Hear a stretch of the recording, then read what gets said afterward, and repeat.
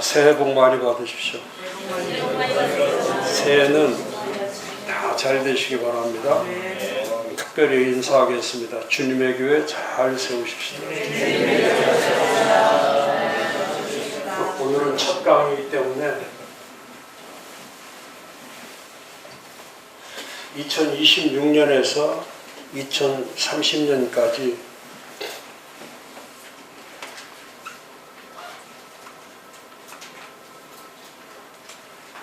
그 뉴 노멀 처치로 가는, 더 쉽게 표현하면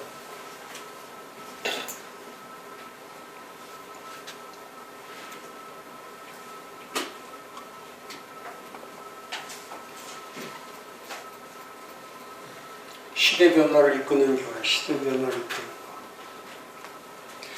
그 뉴 노멀이라고 하는 거는 새로운 기준을 얘기하는, 새로운 표준, 새로운 기준. 그러니까 표준을 바꾸는 거예요. 기준을 바꾸는 거. 우리가 이거를 더 쉽게 표현했을 때는 전환이라고 표현합니다. 변화, 변혁 이런 단어도 필요하지만 새로운 표준에 의한, 새로운 기준에 의한 전환이라고 얘기할 수 있죠. 그래서 이제 시작된 올해부터는 올해만 목회를 잘하려고 하지 말고 올해보다 중요한 거는 향후 5년 동안 큰 틀로 가야 돼요.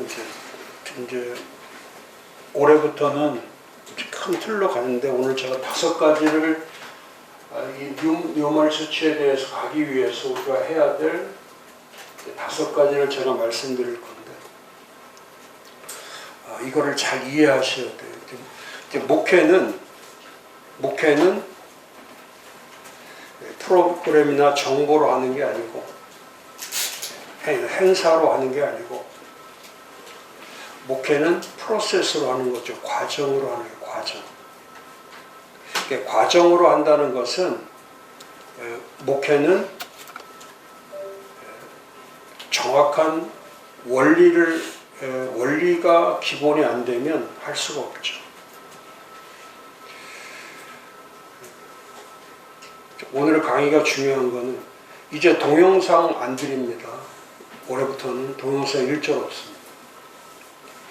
설교 서비스도 정회원 아니면 출석하시지 않으면 서비스 그 주간은 안 드립니다.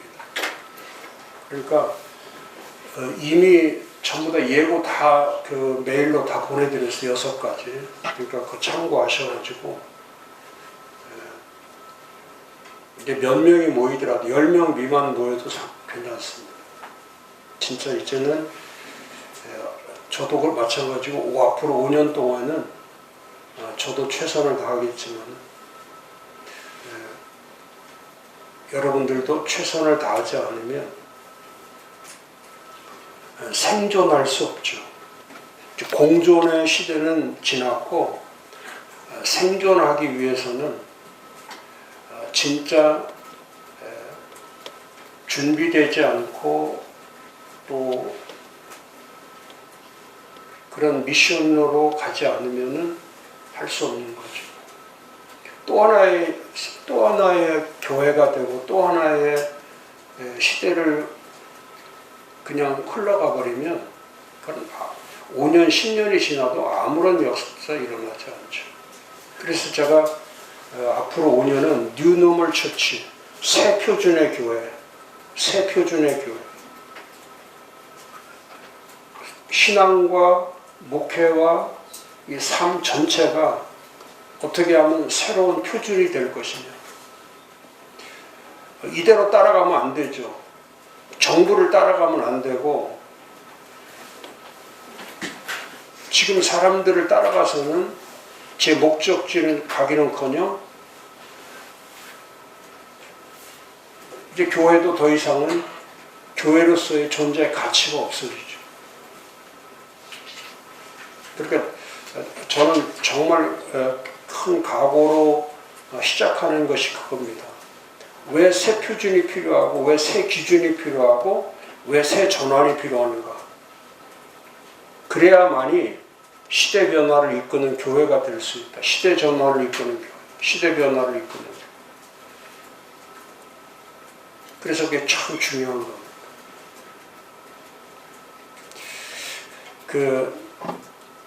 이번 메시지도 제가 그런 말씀 전했지만은, 제가 이번에 늦은 비부터 시작해서 메시지 유형이, 늦은 비 때는 제가 올해는 어떻게든지 제가 집중적으로 하나님 섭리에 대해서 늦은 비 이어서, 늦은 비 때 제가 구약을 한번 다뤘고, 이제 한 번 더 사순절 기간에 기도해야 할 때에 제가 신약의 하나님의 섭리에 대해서 함께 나눌 겁니다. 근데 이 하나님의 섭리라는 것은 하나님의 의도하신 목적을 가리키는 거죠. 하나님은, 그러니까 지난번에 제가 잠깐 설명했죠. 섭리라고 하는 것과 이게 주권이라고 하는 것인데, 하나님의 섭리와 하나님의 주권이 있는데, 이 주권은 하나님의 결정된 사실이죠. 결정된 사실만 하는 거예요. 근데 이 섭리는 하나님이 목적하신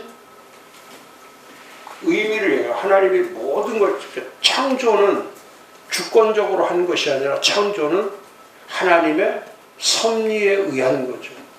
아담과 하와를 창조한 것은 하나님의 주권으로 한 것이 아니라 그게 하나님의 목적이죠. 하나님의 이루고자 하시는 뜻이에요. 여기는 결정된 사실이기 때문에 결과를 추구하는 거지만, 이 목적의 의미는 이건 성취를 의미하는 거예요. 그러니까 성경은 주권의 개념도 있지만 주권보다 더 큰 개념이 뭐가 있냐면 하나님의 섭리의 개념이 있는 거예요. 그러니까 우리가 예수를 믿고 여기까지 올 동안에 주권도 있지만은 아직 결정된 것에 대한 결과를 우리가 가지고 가는 것이 아니라 우리는 계속해서, 그것이 복음이죠. 이게 복음이에요. 그게 교회예요. 그게 하나님의 나라예요. 이거는 전부 다 이 복음은 결과가 아니죠. 계속해서 성취되어 가는 하나님의 목적이죠. 계속 성취. 구원이라고 하는 것은, 구원은 목회의 결과가 아니죠. 구원은 목회를 해 나가는, 구원이라고 하는 자체는 연속성, 지속성을 의미하는 거지, 구원이라고 하는 것이 목회의 결과를 얻어내는 게 아니죠. 그래서 잘못하면, 제가 이제 그 매뉴얼에다 제가 써놨는데, 이 구원을 자꾸 이 구원을 강조하다 보면은 빠져드는 것이 결단주의와 신조주의라는 게 있는데, 제가 그 머릿말에 보면 이렇게 들어있어요. 그러니까 이 구원이라고 하는, 의롭게 구원받았다라고 하는 것에 대해서 결단만 하면 된다는 거예요. 손을 들든지 마음으로 영접을 한 결단만 하면 구원은 결과가 된다, 이렇게 생각하는 분들이 수없이 많죠. 그러니까 손 들고 일어서고 초청할 때 앞으로 나오면 구원은 결과로 끝났다라고 생각을 하는 거죠. 근데 구원은 결과로 되는 것이 아니라, 구원은 성취로 인해서, 하나님의 목적의 성취에 의해서 계속 지속되는 거죠. 한 번 구원은 영원 구원이지만 그 구원의 성취는 아버지 앞에 서는 날까지 그건 지속되는 거죠. 한 번 구원받았으니까 마음대로 살아도 된다, 그런 결과가 아니에요. 그런다면은 예수님이 말씀한 것처럼 마태복음 6장 33절에 그의 나라와 그 일을 구할 필요가 하나도 없죠. 그래서 복음의 가장 큰 적은 뭐냐면 칭의에 여기에 갇혀버리는 거예요. 그러니까 종교개혁, 제가 나중에 말씀드리겠지만 종교개혁에 갇혀 있으면은 더 이상 개혁은 일어나지 않죠. 그럼 종교개혁이 뭡니까? 그건 칭의예요. 칭의에 있는 거예요. 근데 그런 의미보다 훨씬 더 큰 것이 뭐냐면 하나님의 섭리로 보는 지금 이 시대가 흘러가는 거, 세계가 흘러가는 거, 오늘이 결과가 이루어진 게 아니에요. 아직도 하나님이 성취할 것이 수없이 많이 있기 때문에 그것이 자연 계시를 통해서나 또 아니면 말씀 계시를 통해서나 아니면 시대 계시를 통해서나 하나님은 이루어 가시고자 하시는 것이 너무나 많으시기 때문에, 그러니까 우리는 단순하게 목회를 할 때도 그렇잖아요. 그냥 이 결과에만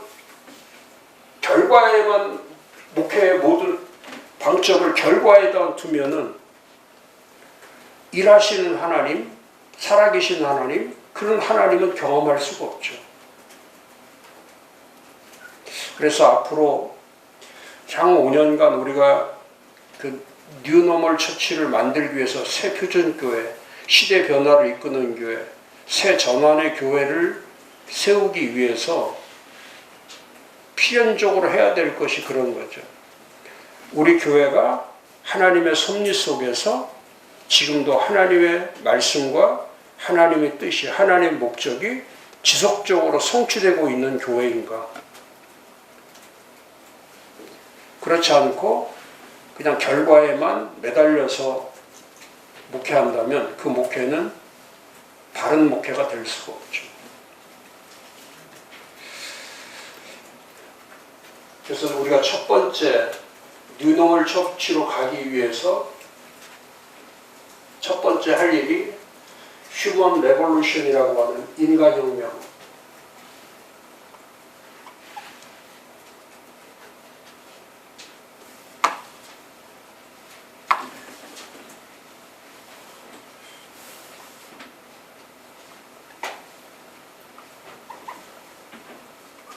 쌈GP 크리스천 라이프라고 하는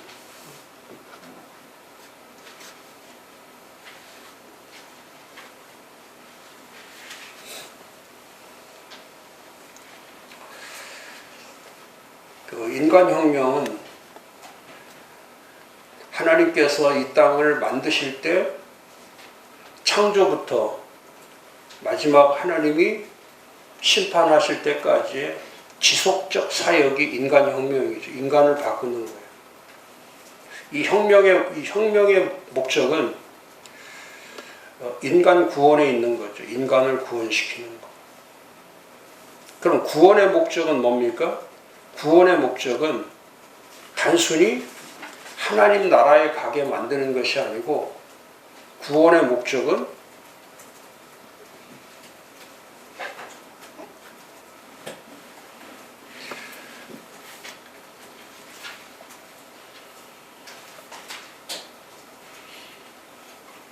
전인적 그리스도인이 되게 하는 거예요. 전인적 그리스도인. 구원의 목적 자체는 전인적, 전인격적, 전자아적, 정체적 그리스도인이 되게 하는 거예요. 다시 말하면 새 사람이 되게 하는 거예요. 새 사람. 그러니까 구원이란 새 사람이 되는 거죠. 지난번에 제가 말씀드렸잖아요. 이 복음의 맥락하에서 이 복음의 목적은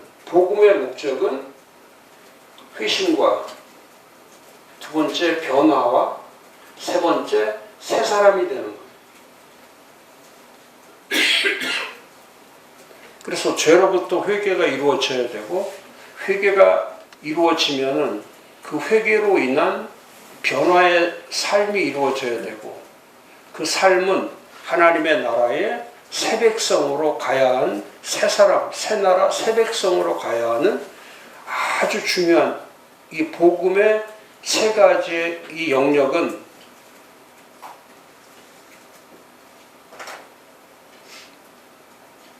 예수 그리스도를 통해서 이 땅에 그 복음을 실현시키는데 중요한 세 가지 의미죠. 그러니까 이 전인적 그리스도인이 된다는 것은 이건 새로운 피조물, 새 사람으로, 새 백성으로, 새 하나님의 나라의 시민권자로 살아가는 그 사람을 말하는 거죠. 그러니까 그렇게만 살면 또 되느냐? 이제 이렇게 본인이 그리스도인으로만 살면 이거는 이기적 신자가 되는 거예요. 이기적인 거. 본인 혼자만 구원받고 본인 혼자만 새 사람이 되어서 살아가는 거는 아주 이기적 그리스도예요. 그러니까 지금도 교회 안에서 구원받고 그 구원의 감격 속에서 혼자서 만족하고 혼자서 즐기며 살아가는 사람은 다 이기적 그리스도인이죠. 그래서 예수께서 이 땅에 오셔서 이기적 그리스도인이 되지 않도록 만드는 그 예수님의 한 가지 방법이 뭐냐면 참 제자로 사는 거예요. 참 제자가 되는 거. 참 제자가 되는 거.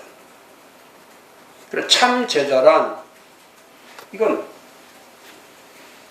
참 제자의 의미는 그리스도의 제자인데 그 그리스도의 제자로 자신의 제자라고 하는 신분을 말하는 것이 아니라 여기에 중요한 거는 예수님 말씀할 때 너 제자가 되라 이렇게 신분을 얘기하는 게 아니에요. 제자의 역할에서 이 제자가 해야 될 제일 중요한 거. 이기적 제자가 되면 안 되니까. 자기 혼자서 예수 따라다니고 자기 혼자서만 하늘 아래서 누가 크냐고 이거 따지고 앉아있고 줄 서게 하고 자기가 더 예수님 옆에서 좌편에 우편에 앉아가지고 그건 하는 거는 제자라 할지라도 그건 이기적 제자죠. 의미가 없죠. 그러나 제자의 목적은 뭐냐? 예수님이 말씀하는 것처럼 모든 사람을 제자로 삼는 자를 얘기하는 거예요. 모든 사람을 제자로 삼기 위해서. 그러니까 내가 제자로 살아가는 삶이 아니라 또 나를 통해서 또 제자들이 또 예수 그리스도의 제자들이 나의 제자를 만드는 게 아니라 참 제자란 또 참 제자를 만드는 자를 얘기하는 거예요. 그러니까 진짜 인간혁명이 일어나면 그리스도를 믿는 진정한 전인적 그리스도인으로 새 사람으로만 살아가는 것이 아니라 자기가 경험했던 자기가 체득했던 그 예수 그리스도에 대한 그거를 자기 혼자서만 품고 갈 수가 없는 거예요. 자기 혼자서만 만족하면서 갈 수가 없는 거예요. 그러니까 참 제자의 눈에는 참 제자만 보이는 거예요. 근데 이기적 제자의 눈에는 이기적 자신만이 보이는 거예요. 이기적 자신만이 보이는 거예요. 모든 것이 그랬잖아요. 나는